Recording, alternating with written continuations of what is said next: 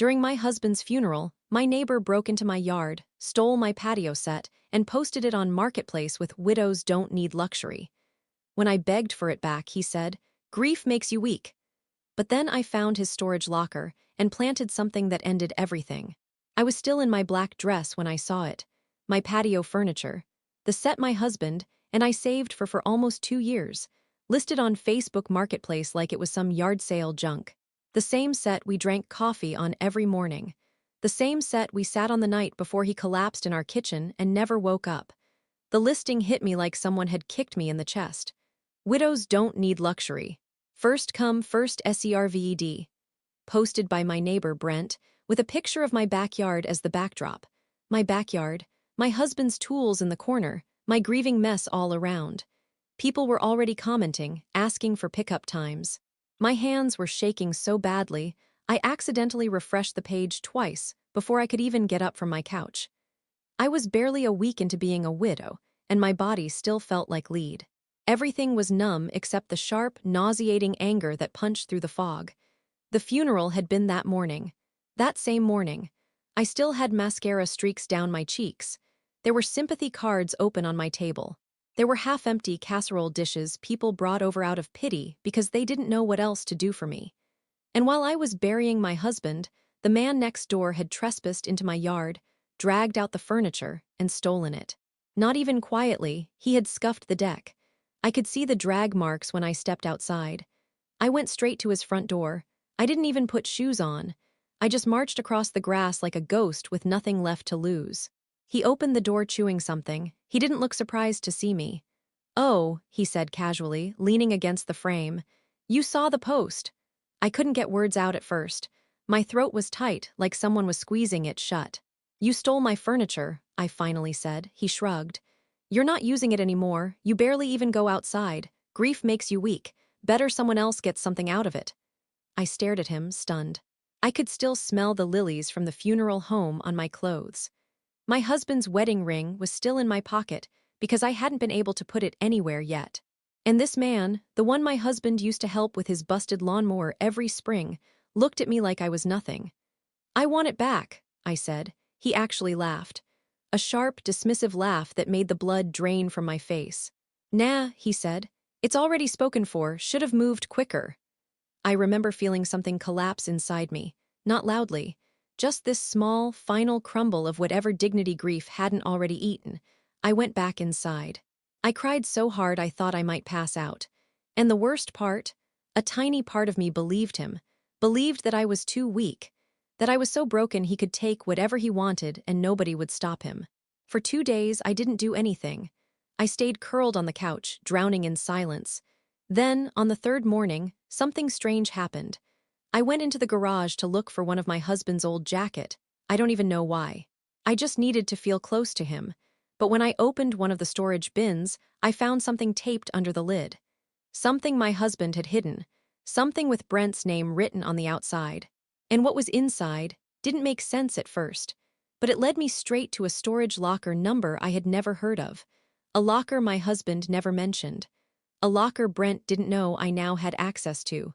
A locker holding the one thing that made me realize Brent hadn't just stolen furniture. He had been stealing from us for a long, long time. And that's when I stopped being weak.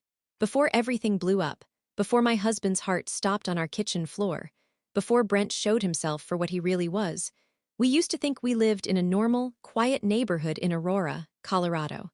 Nothing fancy. Ranch-style homes, chain-link fences, worn-out driveways. The kind of place where people borrowed sugar and waved when they mowed their lawns. Brent moved in 3 years ago. Middle-aged, divorced, always pretending to be friendlier than he really was.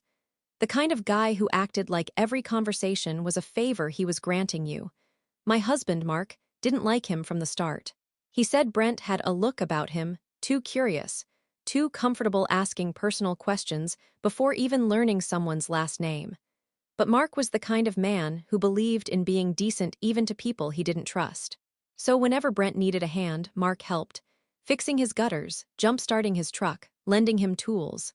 Stuff a good neighbor does, even when the other guy doesn't deserve it. Brent took and always acted like giving anything back would kill him. I remember one day last fall, Mark spent 4 hours helping Brent replace a section of his fence. Afterward, Brent didn't even say thank you. He just wiped his forehead, looked at our house, and said, "You two have nicer things than people in this neighborhood usually do." I laughed it off then. Now it feels like a warning I missed. That winter was rough. Mark started getting tired more often. He'd fall asleep on the couch in the middle of the day. He brushed it off as work stress. He was a contractor, worked long hours, was always pushing through pain. That was who he was, steady, stubborn, too proud to complain. The day he died, he had been shoveling snow off our walkway. I told him to take a break. He told me he was fine. He collapsed 12 minutes later. The silence after the paramedics left still haunts me. I sat on the floor, staring at the shoes he kicked off by the door. I didn't eat for 2 days. I barely slept. Everything I touched felt like a ghost of him was still holding it. I moved through the house like I was underwater. People brought casseroles. They hugged me too long. They told me to let them know if I needed anything, which I never did, because what I needed they couldn't give back. Except Brent. He didn't bring food. He didn't offer condolences. He didn't knock on my door once. He just watched me from his yard like he was waiting for something. I didn't realize then that he was waiting for me to fall apart so he could take whatever he wanted. The first week after the funeral was a blur. I barely went outside. At one point, I noticed Brent mowing right up against my fence, closer than usual. I didn't think anything of it. And then came the funeral, and the theft, and the listing, and his smirk, and the words that kept replaying in my head, "Grief makes you weak." But in the garage, when I opened that storage bin, something shifted. Inside was an envelope with my husband's handwriting. Not neat, rushed. Inside were two things: a small metal key, a printed receipt for a storage unit under my husband's name, but the emergency contact listed wasn't me. It was Brent. That was the moment something in my grief cracked open and turned sharp. Why was Brent tied to my husband's secret storage locker? What the hell was inside? And why did Mark hide the key where only I would ever find it? I didn't go to the storage locker right away. I just sat on the cold garage floor for a long time, staring at the key in my palm. It felt heavier than it should have. Like it wasn't just metal, it was a message, a warning. Or maybe a confession, I didn't know. What I did know was this: my husband never kept secrets from me. Not once. Not about money, not about work, not about anything. If he had a storage locker I didn't know about, it meant something was wrong. Or something had gone wrong long before he died. And if Brent's name was anywhere near it, that made my stomach twist. That night I couldn't sleep. Every time I closed my eyes, I saw the Facebook post again. The caption, the comments, the picture of my yard without the furniture mark, and I spent so many evenings on. I saw Brent's face at his door, his smirk, that awful laugh. I kept thinking, he didn't hesitate. He didn't fear consequences. Why? Bad people don't act that bold unless they think you can't touch them. At around 2 a.m., I finally grabbed my keys and drove to the storage facility. The place was one of those 24-hour self-storage lots off Chambers Road. Rows of metal doors, dingy lights, gravel everywhere. It looked like the kind of place where secrets were meant to rot quietly. Unit 306. My hands were shaking so badly it took me 3 tries to get the key into the lock. The door screeched when I lifted it. I wasn't prepared for what I found. The locker wasn't filled with construction tools or leftover job materials like I expected. It didn't look like my husband's space at all. No dusty boxes, no spare parts, no old equipment. Instead, it was packed with things I had never seen before. Electronics, computers, gaming systems, cameras, boxes of unopened power tools, new appliances still in their packaging, shelves of brand new, high-end items that didn't belong to us. I stepped inside slowly, my heartbeat pounding so loudly it echoed. My husband couldn't afford this stuff. Even when work was good, he never splurged like that. And he definitely didn't hoard electronics. He didn't even like technology.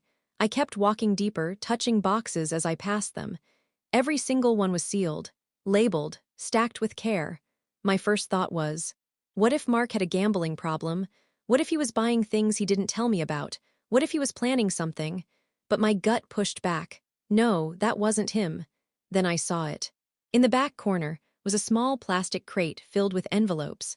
Some were addressed to our neighbors, some to people on the next block, some to names I didn't recognize. All of them had torn seals, my breath caught. These were stolen packages. I picked one up and felt sick. The name on it belonged to the sweet older couple across the street who baked cookies for every new family that moved in. I sank to my knees. The truth hit me fast and brutal. Someone had been stealing packages from around the neighborhood and storing them here. And my husband, sweet, stubborn, painfully honest Mark, had locked them away instead of turning them in. Why? Why would he hide evidence? Why would he keep Brent listed as the emergency contact? Was he protecting someone? Or protecting me?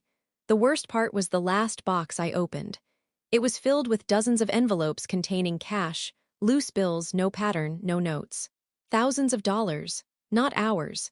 My husband had been keeping secrets, but I had a sick feeling he wasn't the one doing the stealing. Before I left the locker, I found one more thing taped on the inside of the door. Something that almost made my legs give out, a folded piece of paper. My husband's handwriting, shaky, terrified. A single sentence: "If anything happens to me, it wasn't an accident." I stared at it until my vision blurred.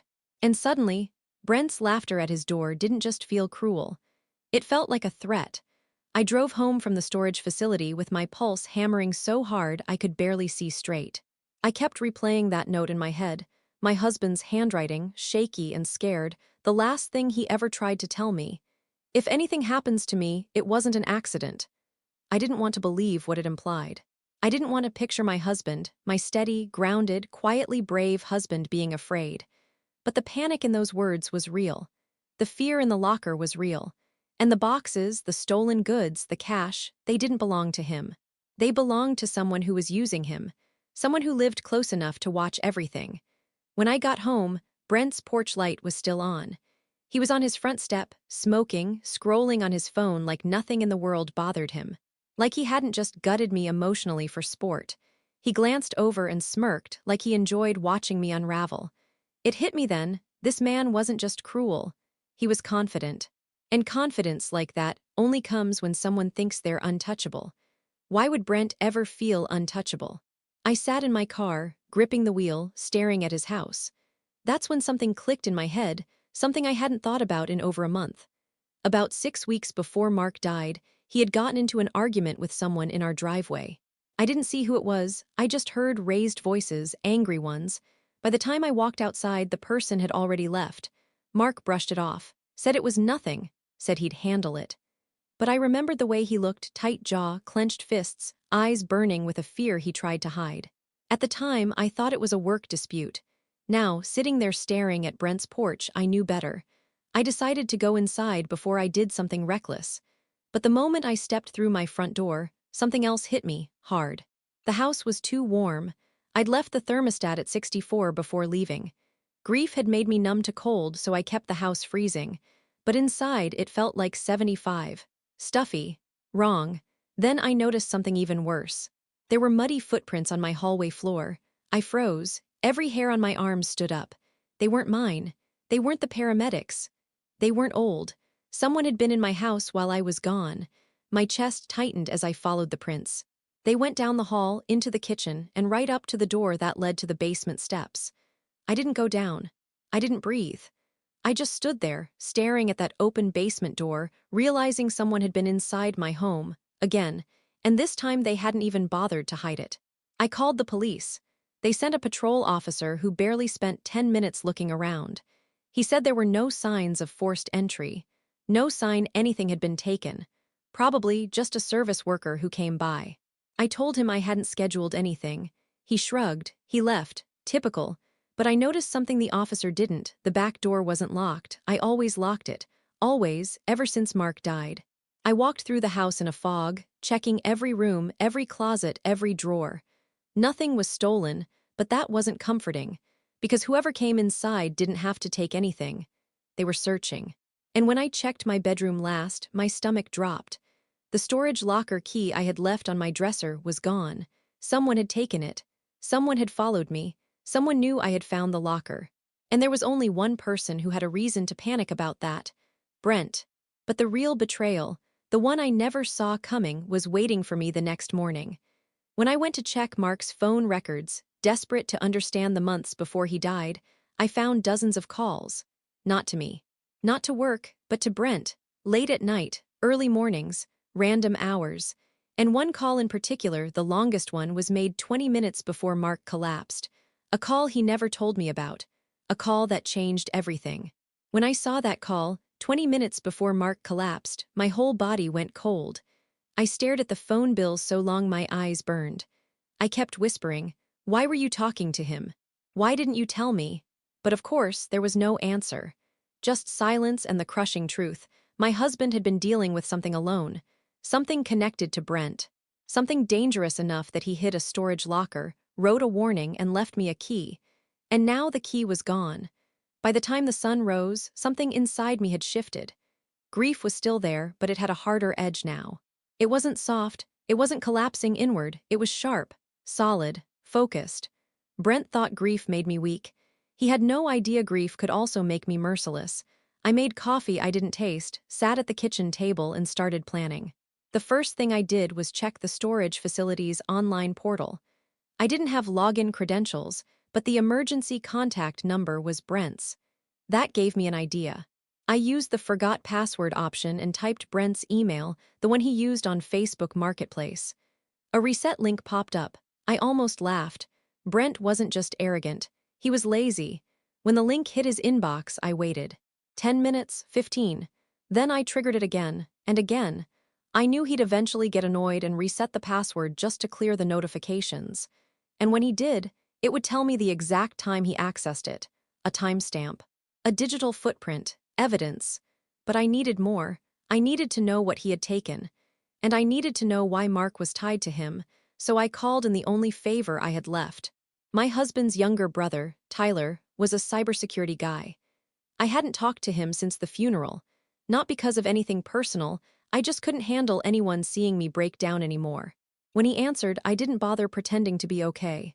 "Ty," I said, voice shaking, "I need your help, and I need you to promise you won't ask me if I'm sure about this." He paused. "Okay, tell me what you need." I explained everything except the worst parts, because saying them out loud made them too real.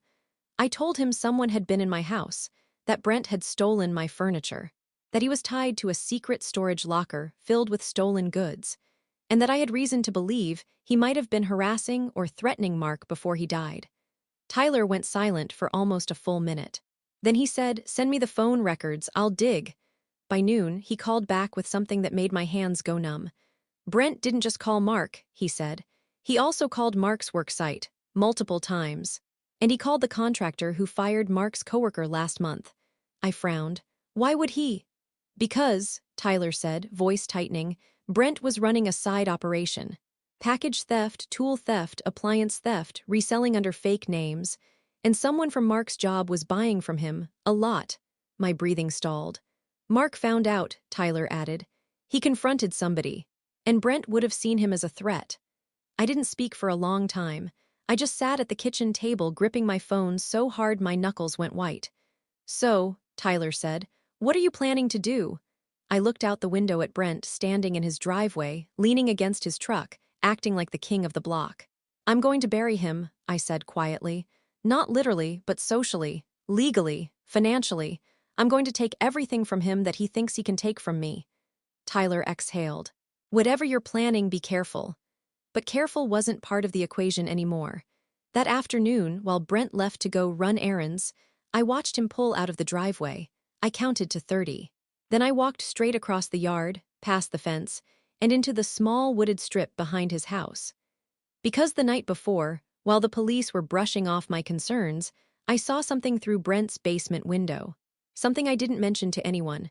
A metal shelf, boxes on it, boxes with Amazon labels, and one box with Mark's handwriting, my box, from inside my home, addressed to my husband. And Brent didn't know I saw it. He also didn't know I found something else in my husband's toolbox, something I never knew Mark kept. A spare key. To Brent's back door. But the real twist came when I got inside Brent's basement and opened the first box. Because what I found wasn't just stolen goods. It was something that told me exactly why Mark was afraid. And exactly what Brent had done the night my husband died. Brent's basement smelled like mildew and old carpet, the kind of damp, rotten smell that sticks to your clothes. I slipped inside quietly, every nerve in my body buzzing.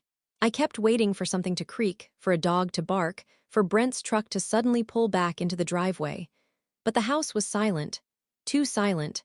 I went straight to the metal shelving unit I'd seen through the window. There were boxes stacked 3 high: Amazon, UPS, Home Depot, Best Buy. Stolen, obviously. But that wasn't what grabbed my attention. It was the box with Mark's handwriting on the side.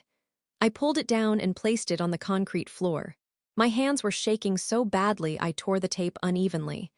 Inside were items I immediately recognized: my husband's drill, his stud finder, his measuring tape. Things he used daily. Tools he kept organized like a religion. Things that would never leave his possession unless someone took them from him. Under those tools was a small zippered pouch. Black. Familiar. Mark kept all his work receipts in it, but when I opened it, there were no receipts. There were photographs. Dozens of them. At first, I didn't understand what I was looking at. The photos were dark, grainy, clearly taken from far away. But as I shuffled through them, my throat closed. They were pictures of me, walking to my car, taking out the trash, picking up packages off my porch, sitting on the patio with Mark. Someone had been watching me. For months. My vision blurred as I flipped through them faster and faster. Some were taken at night, from behind the trees on the side of our house. Some from across the street. Some from angles that were clearly inside our yard. There were photos of Mark, too, coming home from job sites, unloading equipment, talking to neighbors. But the worst ones, the ones that almost made me drop the entire stack, were taken the day he died. Mark shoveling. Mark leaning on the railing, catching his breath. Mark holding his chest. Mark collapsing. Someone had photographed my husband dying. And the timestamp at the bottom of each picture made everything inside me freeze solid. 22 minutes before the 911 call. I covered my mouth to keep from making a sound. Brent hadn't just been stealing packages. He hadn't just been harassing Mark. He hadn't just broken into my home. He had been stalking us, watching us, documenting us, tracking our movements. And the day Mark collapsed, Brent was there, watching, photographing, not helping. I don't know how long I knelt on that cold basement floor, shaking, staring at those photos. But at some point, something inside me snapped into a clarity I'd never felt in my life. Brent didn't just want our things. He wanted control. Control of our yard. Control of our privacy. Control of what we knew and didn't know. And maybe control of what happened to Mark. But the twist, the one that made everything spin, was still waiting for me on the bottom shelf. A small, locked metal box. Inside it, wrapped in a piece of cloth that looked like it had once belonged to Mark's work jeans, was a phone. Not Mark's. Not mine. Not Brent's. It was a cheap burner phone. And when I opened the text messages, I found a string of conversations between Brent and someone I knew. Someone I trusted. Someone who had been in my home after the funeral, hugging me, telling me they were here for anything I needed. Someone who was supposed to be grieving Mark too. My husband's coworker, the one who gave the speech at the funeral, the one I thought was his friend, and the messages weren't vague. They weren't innocent. They were about Mark, about the storage locker, about the risk, about keeping him quiet, about making sure she never finds out. And the final message, sent the night before Mark died, made me physically recoil. If he won't drop it, you know what to do. My legs almost gave out, because suddenly this wasn't just about theft, or harassment, or stalking. This was bigger, darker, colder, and Brent wasn't acting alone. He was covering for someone else, someone who stood beside me at Mark's casket, someone who cried into my shoulder, someone who told me they were heartbroken, someone who helped cause it. And I realized then, my revenge plan had to be bigger than Brent, because the real villain wasn't just next door. He was still pretending to be my friend. I barely remember driving home from Brent's basement. I don't remember locking the door behind me or sitting on the kitchen floor with the burner phone in my lap. All I remember is reading the messages over and over until the words burned themselves into my brain. If he won't drop it, you know what to do. That line, so casual, so cold, replayed in my head like a siren. But I wasn't ready for the full truth until Tyler called again. His voice was tight, controlled. I found something. I could hear him clicking through files. Mark wasn't the only one Brent was tied to, and the coworker texting him, Evan, he wasn't just buying stolen tools, he was moving them. Using job sites as cover, setting up fake deliveries, selling them off under a side business. My stomach twisted. Why would Mark get involved? He didn't, Tyler said. He found out. And he confronted Evan at the site the week before he died. I found a recorded voicemail Mark saved but never sent to you. My breath caught. Play it. There was a click. Then my husband's voice, shaken, scared, filled my kitchen. Evan, you need to stop calling me. I'm not getting involved in whatever you and Brent are doing. I don't want the money. I'm throwing this crap in a locker and reporting it tomorrow if you don't come clean. A pause, a shaky exhale. And if either of you come near my wife again, I swear, the message cut out. I pressed my fist to my mouth to stop from screaming. Tyler said quietly, they threatened him. Because he wouldn't help them, I whispered. No, he said. Because he was going to expose them. Evan was skimming from jobs for months. Brent provided stolen goods. They used your street for drop-offs. Mark figured it out. I felt dizzy, sick, cold. Ty, I said, my voice barely there. Mark's death, it wasn't random, was it? There was a long silence. A silence that told me everything. His autopsy said cardiac arrest, Tyler finally said. But an attack triggered by extreme stress isn't uncommon. If they confronted him, if he felt threatened, it's possible they pushed him over the edge. He didn't need to say the rest. They didn't have to lay a hand on him. They just had to scare him enough, make him believe they'd come after me. I hung up before I broke down. I sat in that kitchen shaking, staring at the burner phone and the photographs and the truth. Mark died thinking he was protecting me. He died alone, scared, because of them. And Evan, pretending to be the grieving friend, had hugged me at the funeral and whispered, he was a good man. He just shouldn't have gotten involved in things he didn't understand. At the time, I didn't think anything of it. Now it was a confession wrapped in sympathy. That was the real reason. The horrifying, sickening reason Brent and Evan did what they did. Mark discovered their operation. He threatened to expose them, so they terrorized him, cornered him, broke him down until his heart gave out. Then they moved on to the next weakness, me. Stealing my furniture wasn't about the furniture. Posting it online wasn't about humiliating me. Breaking into my house wasn't about finding the key. It was about control. It was about reminding me they still held all the power. That Mark's silence was permanent, that I was alone. But they made one fatal mistake. They thought grief made me weak. It didn't. It made me dangerous, because now I knew the truth. And I wasn't planning revenge against one man, I was planning revenge against two. And the next part of my plan, the part they'd never see coming, was going to destroy them both. I didn't sleep the night I learned the truth. I sat at the kitchen table with the burner phone, the photos, and Mark's voicemail recording playing on a loop until dawn. At some point, something inside me snapped into place. Not rage, not grief, purpose. They had counted on me crumbling. They had counted on my silence. They had counted on the world believing I was just a broken widow who couldn't get out of bed. But I wasn't broken anymore. I was done being afraid.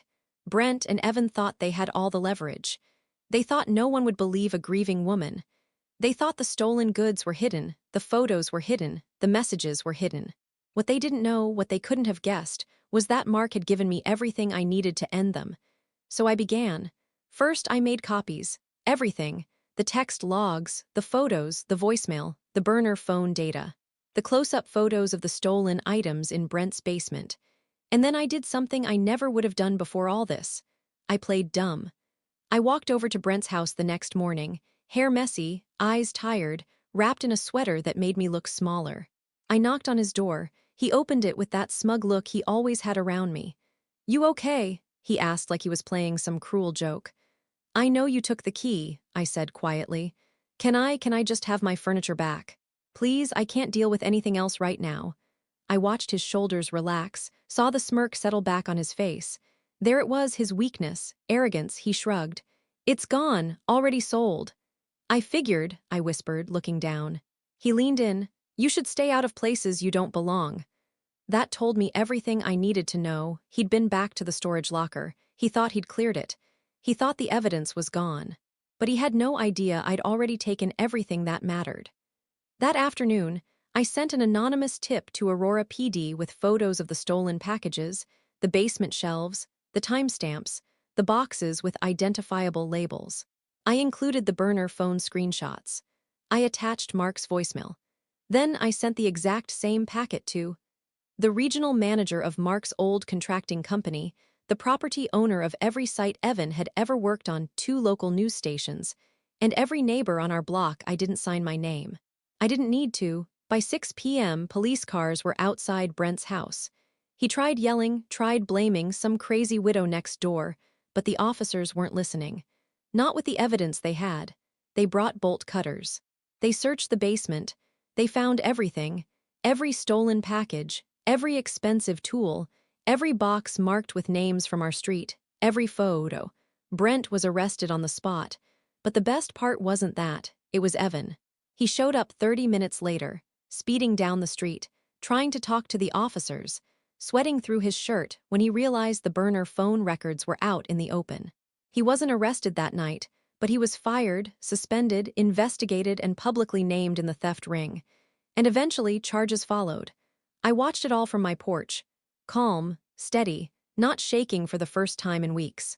When Brent was finally shoved into the back of the patrol car, he looked right at me through the window. His face twisted with recognition, then something new, fear. I didn't smile. I didn't gloat. I just looked at him and said softly through the glass, "Grief didn't make me weak. It made me see clearly." He looked away first. The next morning, the patio behind my house was empty. My furniture was gone for good. But for the first time since Mark died, I stepped outside and breathed without pain. Tyler helped me clean the garage. The neighbors brought real casseroles this time, and I sat on the deck steps, staring at the sunrise, knowing Mark would have been proud. They took him from me by fear, but I took everything from them by truth, and in the end, all that was left was quiet, calm, mine. My last thought before going inside was simple: widows don't need luxury, no. But cowards don't deserve freedom.